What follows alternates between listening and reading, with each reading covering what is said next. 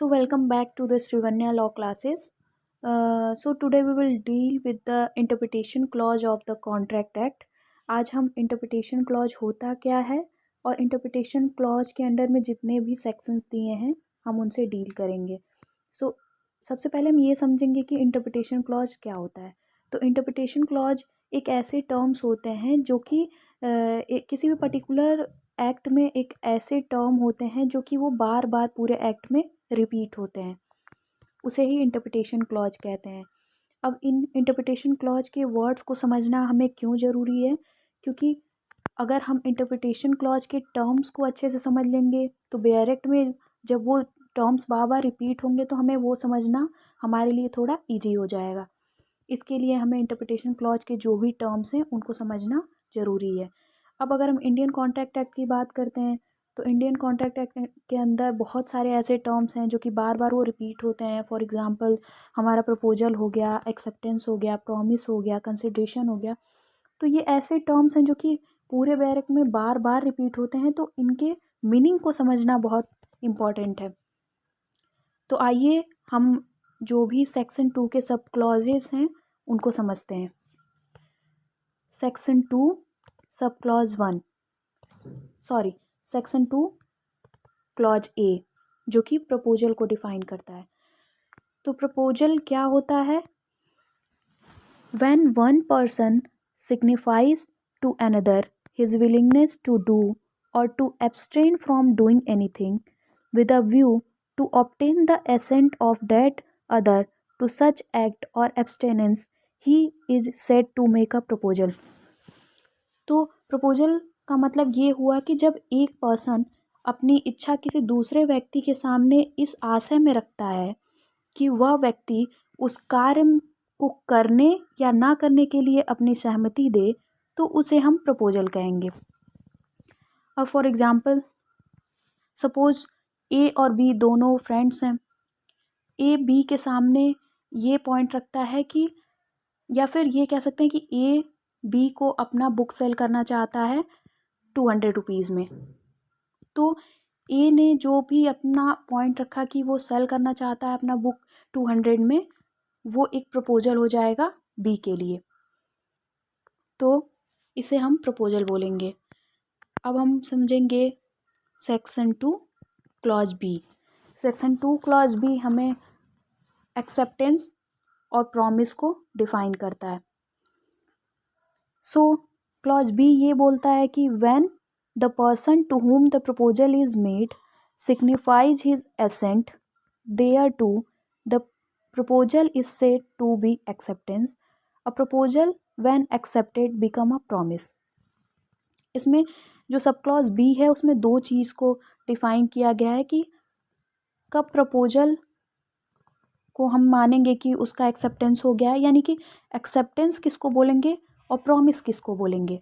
तो एक्सेप्टेंस तब होता है जबकि अगर हम प्रीवियस एग्जांपल में देखें तो ए बी जो कि दोनों फ्रेंड्स हैं, ए ने अपना प्रपोजल रखा बुक सेल करने का, तो जब बी उस प्रपोजल को अगर एक्सेप्ट करता है तो उसको एक्सेप्टेंस कहेंगे.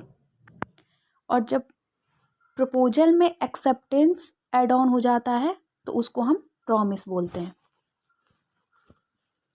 अब आइए हम क्लॉज सी समझते हैं. क्लॉज सी में दो टर्म्स डिफाइंड हैं, पहला प्रॉमिसर और दूसरा प्रॉमिसी. तो आइए हम क्लॉज सी समझते हैं.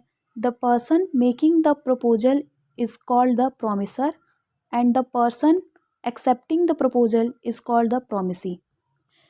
तो अगेन अगर हम पुराने एग्जाम्पल को देखें तो ए ने अपना पॉइंट रखा कि वो अपना बुक सेल करना चाहता है, तो वो क्या हो गया, प्रॉमिसर हो गया. और बी ने उस पॉइंट को एक्सेप्ट किया तो उसको हम क्या बोलेंगे, प्रॉमिसी बोलेंगे. नेक्स्ट क्लॉज में क्लॉज डी में हमारे कंसिडरेशन टर्म को डिफाइन किया गया. अब कंसिडरेशन जो है एक बहुत ही महत्वपूर्ण टर्म है जो कि हमें समझने की इसलिए ज़रूरत है क्योंकि इसका बार बार हमारे बैरक में यूज है. तो आइए हम कंसिडरेशन टर्म को समझते हैं. कंसिडरेशन का अगर हम एक सिंपल सा मीनिंग देखें तो सबसे पहले हम कंसिडरेशन को बोल सकते हैं कि समथिंग फॉर समथिंग। कंसिडरेशन के लिए एक टर्म होता है क्विड प्रो को, जिसका मतलब होता है समथिंग फॉर समथिंग। सबसे पहले कुछ हम एसेंशियल्स या फिर कुछ इंपॉर्टेंट टर्म जान लेते हैं कंसिडरेशन के बारे में, देन हम इसको डायरेक्ट से समझेंगे। कंसिडरेशन का सबसे पहले ये हम समझ सकते हैं, इसका एक इम्पॉर्टेंट ये टर्म है कि कोई भी अग्रीमेंट कंसिडरेशन के बिना जो है वाइड होता है। लेकिन कुछ एक्सेप्शंस भी हमारे इंडियन कॉन्ट्रैक्ट एक्ट में दिए हैं, जहाँ पे कंसिडरेशन नहीं होता है फिर भी वो अग्रीमेंट या फिर कॉन्ट्रैक्ट वॉइड नहीं होता है। इसका एग्जाम्पल हो जाएगा, या फिर अगर हम बैरेक्ट के अंदर देखें कॉन्ट्रैक्ट एक्ट के, तो सेक्शन 25 हमें बताता है कि क्या क्या एक्सेप्शंस हैं जिसमें अग्रीमेंट नहीं होता है फिर भी वो कॉन्ट्रैक्ट वॉइड नहीं होता है, यानी कि वैलिड होता है। अब अगर हम डायरेक्ट से कंसिडरेशन को समझें तो section 2 sub clause D consideration को डिफाइन करता है। आइए हम पहले डायरेक्ट के टर्म को पढ़ते हैं, वर्ड्स को पढ़ते हैं, देन हम इसके मीनिंग को जानेंगे। So when at the desire of the promisor the promisee or any other person has done or abstained from doing or does or abstains from doing or promises to do or to abstain from doing something, such act or abstinence or promise is called a consideration for the promisee. So सबसे पहले direct के words को पढ़ने से हमें दो चीज़ें clear हो जा रही हैं कि जो कंसिडरेशन है वो डिसाइड किसके डिज़ायर पे होता है। तो प्रॉमिसर के डिज़ायर पे कंसिडरेशन डिसाइड होता है कि कितना किसी भी कॉन्ट्रैक्ट में कंसिडरेशन होगा, वो कौन डिसाइड करता है, तो प्रॉमिसर डिसाइड करता है। सबसे पहले ये हमने समझा।